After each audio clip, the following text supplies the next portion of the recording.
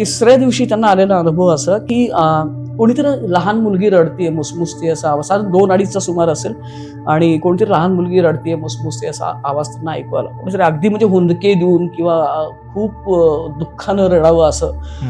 तर आधी जाग आजीनं आली. आजीने आजोबांना उठवलं की कोण रडतंय बघा म्हणून. तर त्यांनी त्यावेळी बाहेर कळलं की बाहेर सोप्यात, म्हणजे जे पडवी आपण म्हणूया, ऍक्च्युअल घरात आत यायच्या आधी एक व्हरांडा टाईप असतो, तिथं कोणीतरी तिथून तो आवाज येतोय. ते बाहेर गेले. त्यांनी पडवीतला लाईट लावला, बघितलं. आजी पण बाहेर आल्या.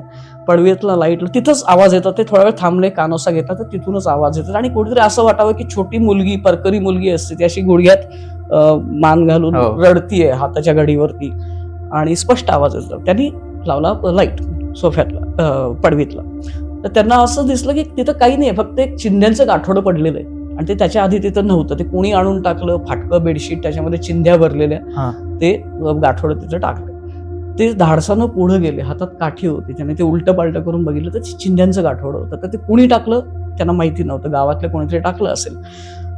मग ते म्हणजे भास झाला असेल. आणि ते परत जायसाठी वळले घरात. त्यांनी बंद केला लाईट. जसा लाईट बंद केला ते पुन्हा मुसमुसणं सुरू झालं.